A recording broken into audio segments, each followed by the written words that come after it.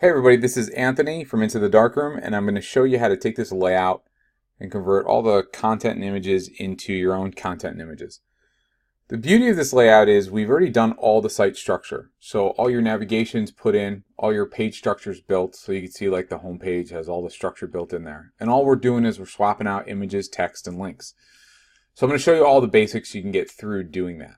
But basically what you're going to see is you're going to have home, about, albums, experience, FAQ, contact. And if we go into the back end, we're going to see something very similar. So when we go to the back end, I'm in the pages section right here, and you're going to see I have pages set up right here. I have home, I have about, I have experiences, I have portfolio, I have contact. So I'm going to go through some of these and just kind of show you the basics. So let's start with the home page. The home page has primarily two content sections. It has a top image and it has some feature links. So if we look here, we have a top image and we have three featured links. This right here is part of the footer, and I'll get to that in a second. So let's change out this top image. All we have to do is in the page area, once we've expanded this, is click Edit right here next to the top image and title. So if I click Edit and I see this entry, top image and title, there's an image right here. All I have to do is click Upload New and upload the image that I've cropped and saved for web. If I'm not sure what size to make each one, I'll show you how to get there. But once you upload it, go ahead and click Save Changes. So if you come to this uploaded items, you're going to notice that it has a list of everything we've uploaded. This is how you're going to find out the size of the image. So I'd come here first, find out the size of the image, know that it's 1600 by 1020. I'd crop my image. I'd go back to the entries, and then I would click Upload New. And I'd upload that image, and then always click Save Changes. If we go back to the pages and we click on Featured Client Links, we click Edit, we're going to have three links in here, three entries. Each entry is going to correspond to 1, 2, 3 entries right here. Each entry is going to have an image, a title, which is client name, a subtitle or blurb of text that you can change out, and it'll have a link. These items are supposed to link to your Pixie Set albums. So you're supposed to create 3 different Pixie Set albums and link to them. So I'm going to go into the first one here. You'll see that we have an image. And if I click Upload New, I can upload my image. And we have the rollover text. We have that title. We have that description. So you can change that to be whatever it is that you want it to be. Then we have your Pixie Set link. Just drop your Pixie Set link in there, change all of that information, and click Save. Again, if you want to know the dimensions of the images, just go to Uploaded Items, and you'll see right here, next to each image, is the actual dimensions. So if we go to the second entry, it's the same thing. This image correlates to this image, and the copy and links all correlate to the same. You just go through all 3 of them, swap out the stuff, and you're done. Piece of cake. Okay, so let's actually go to the bottom of this page, and we're going to see that this item right here is part of the footer and is going to be on every single page. Basically what we're trying to do here is get people to click into a specific Pixie Set entry or go to your contact page and book something. So what you're going to notice is we have an image, we have a title, we have text with a hyperlink, and we have a button. I'm going to show you those in the back end. So if we go back to pages, at the bottom, we close this up. At the bottom, you're going to see Style Guide Footer. That's what this section is. So if we open that up and we go into this content and we click on this entry, you're going to see that we have an image here, and this is a transparent ping. So we've cropped the image as a circle, made it a transparent ping background, so it appears as a circle on the website. So we created this transparent ping. We have a title. We have copy with a hyperlink. Now, to create this hyperlink, this is the text that actually gets clicked on in the brackets. And then in the parentheses is the link. So just make sure you put in http://www. whatever that Pixie Set link is, and it'll link over to that page when they click on it. And then you have your Book Your Planning Session button. So this is the button text, and this is where it's going to, which it's already set up to go to your contact page. And then you just click Save Changes, and you've changed everything in the footer. It'll change across every page, so it's a one-time change. So now let's go to some other pages. Let me scroll up to the top in the navigation. We're going to talk about the About page. So I'm going to click on About, and we're going to see that it has a large image at the top. It has a testimonial quote, and then it has a little bit of text with an image. At the bottom is the footer, but we've already changed it, and it's good to go. We don't have to worry about that. So we're going to go into the back end. We're going to go to Pages. I'm going to close this up so it's nice and tidy, and open up About. We're going to go to the image and title that's at the top of the page and click Edit. Click on that entry, and it's an image. All you have to do is click Upload New and save changes. Piece of cake. Let's go back and let's go into this testimonial section. So we click Testimonial, and you can see we have Lorem Ipsum text here, and this is all placeholder. And if you change this text, it's going to change this information right here. We've already formatted it, so it has a couple of hashtags which changes the size of it and so on. So really you just want to edit the stuff inside the quotes, and then you want to edit the name. And then just go ahead and scroll to the bottom and click Save. And then we have this section here, which is your bio. So I'm going to go back to Pages, go to this third section, which is About Text, click Edit. You're going to notice that we have this bigger, bolder, a little bit more highlighted copy. And that a lot of times is meet, put in your name, or it's an opening sentence. So that's going to be this right here. And then the rest of the copy is just going to fall right in. When you want to add an image, what you're going to do, let me go ahead and close out of here. You are going to go to the uploaded items, and you're going to see that we cropped an image. We made it 800 by 800, which it auto downsizes once it's in your text. And you're going to upload an image. You're going to crop it, and you're going to click Add Media. You'll upload your image here. So crop the image of you. You could do it the same size so that it scales as necessary. And then you're going to come into the context.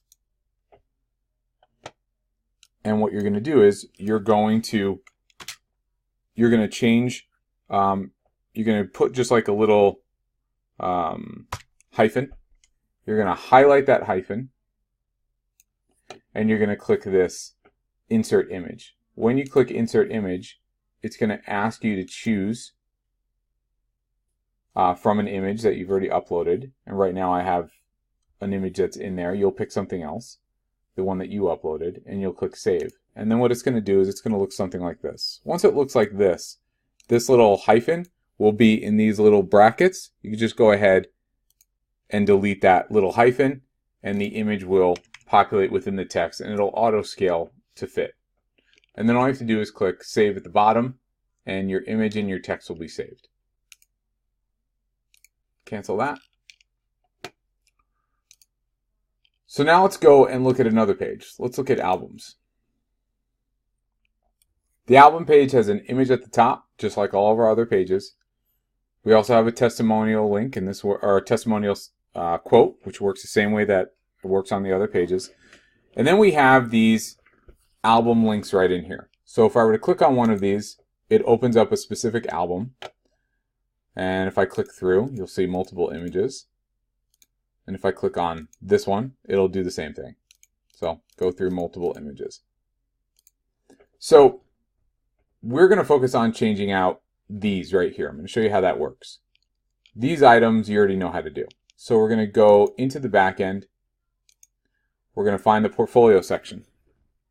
We're going to open that up. You already know how to change out the top image. You know how to change out the testimonial. So there's two things that you need to know. Right now we have a portfolio grid. The portfolio grid, if I click Edit, has 6 items in here, 6 entries. Those entries are basically the image, the title name, and the link that links to an album. So if we just take this first entry, this is the little baby with the handkerchief, and it says category name, and when I click, it takes you to an album of images. In the back end, it looks like this. This is the entry for the grid. We click on it. It has the baby with the handkerchief. It has the category name, and it's already linking to an album. It's an album 001. So all this does is set up the link. If you want to change out this for a family photo or a wedding photo, you go ahead and upload the image there, and all you have to do is hit save. You leave the link the way it is. What you will have to do though is go back to Pages, and you're going to notice that we have album 001 here, which stores all the images. So if I click edit here, you're going to see all those images right here, and you're just going to click add media to add new images, and you can go ahead and just delete all of these images here that we've uploaded as placeholders. So what you're going to want to do is go through and probably set up your albums first. So figure out which of the 6 albums you want to add. And let's say that this is the Smith family, number 2 is the Jones family, number 3 is the whoever. I would go ahead and go in and set up the Smith family, the Jones family, and the whoever. Once I have all my images in the 6 different albums, then I would go into the portfolio grid and I would edit this to be the first one, the Smith family, the second one, the Jones family, and so on. I would click on each one. I would change out for the Smith family, knowing that this is going to link to the Smith family album, and so on, and then click save. So now let's go back to the site, and let's go up to the top, and let's look at the experience page. So the experience page has an image, it has a quote that you could add in there, and then it has different sections. So these sections are supposed to be about the experience. And a lot of times I tell people, when you're looking at this page, try to write some copy that is going to outline all of the things probably outside the photo shoot. A lot of the things like what should I wear will be in your FAQ page, which we'll get to in a second. So a lot of times this is what to expect before the session. You know, maybe if you have a meeting with your clients, this is the pre-session meeting, and you write all about that.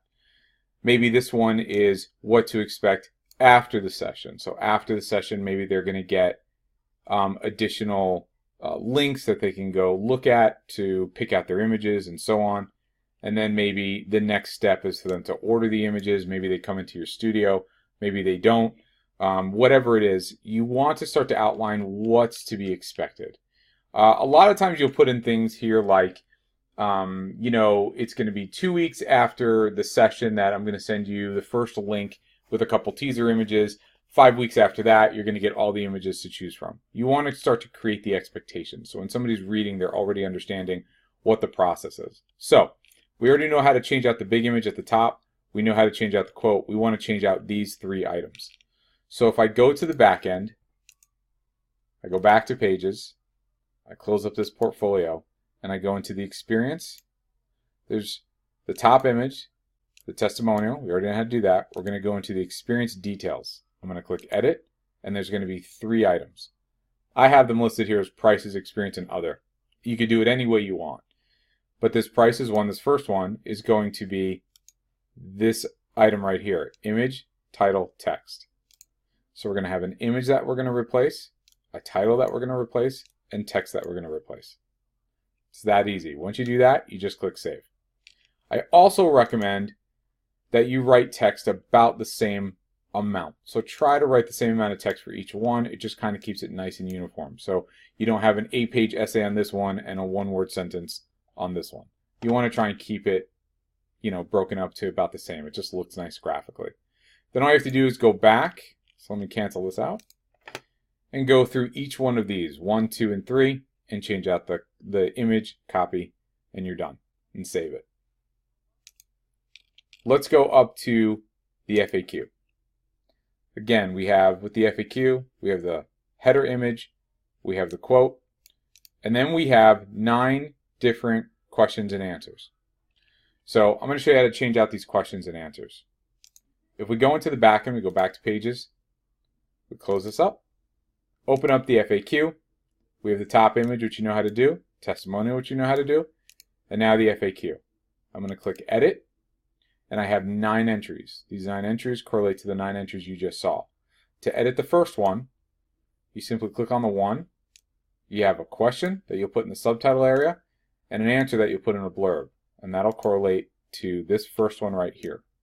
And as you go down the page, it's going to be the first entry, the second, the third, the fourth, the fifth, the sixth, and so on.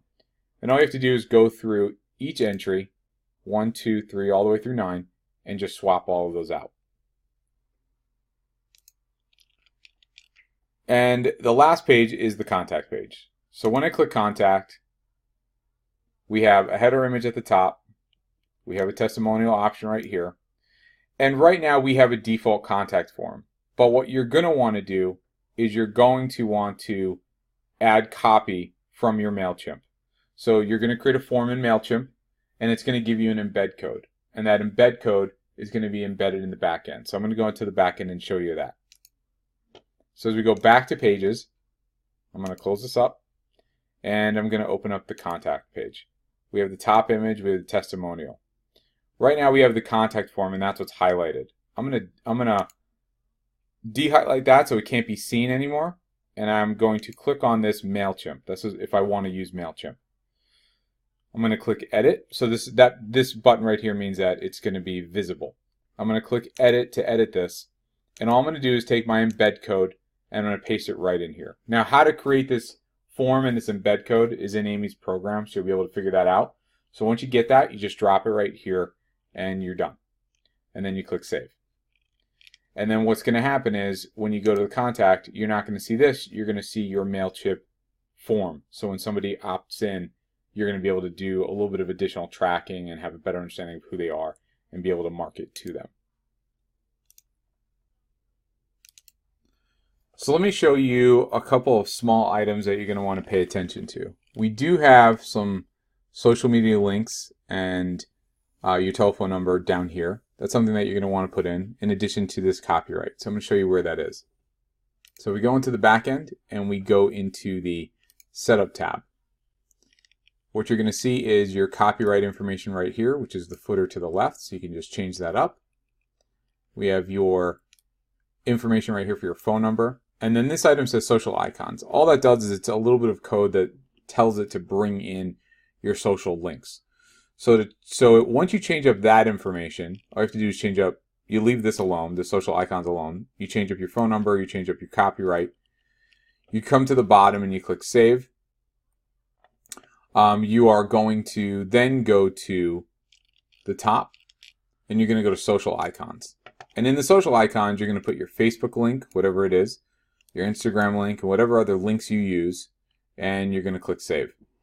This right here, Mail, if you want the mail icon to pop up, you can go ahead and put your email address in. It's just going to say mail2: with your email address, and you can click Save, and that is going to appear right here. It's going to be just this little link. So somebody could quickly just click on it and email you if they want to do that. So there are a couple other items that you're going to want to take note of as well. If we go back to the Setup and we go into Settings tab, there is a section down here for your Facebook Pixel ID. All you have to do is just take the ID itself and paste it in there, and it'll start tracking for your Facebook Pixel ID. Another thing you probably want to do at some point is if you have Google Analytics, you can go ahead and drop your Google Analytics right in here. And now I want to show you one last item. We're going to go to the Design tab, and we're going to go to Logo. This logo right here, we've uploaded, and you'll see it at the top right here, Logo. Now, one thing I'd like to point out is that the logo, number one, is a transparent ping. So it's really clean. It can fall on anything. And number two, it's not huge. So this logo right here is 90 pixels by 90 pixels. I really recommend that you try not to go over 250 pixels wide if your logo allows for it. You can go to many large brands and see that their logo is not that big on the site. So you don't want to overdo it. Try and underplay it a little bit. But you're going to just click Upload New, and you're going to grab the transparent ping or whatever file that you have for your logo. Make sure that it's not huge, maybe 250 pixels wide. And then you're just going to go ahead and come down here and click Save. Now, once the logo is in, it'll appear. And again, if it is a transparent ping, you're going to see everything behind it. If it were a JPEG, and let's say that it was a rectangle, you're going to get a white background that is going to not allow anything to come through. So that's why I like the transparent ping. Those are all the basics. If you have any questions, don't hesitate to put in a support ticket at intothedarkroom.com. But those are the basics on this site, and I hope it was helpful. Best of luck.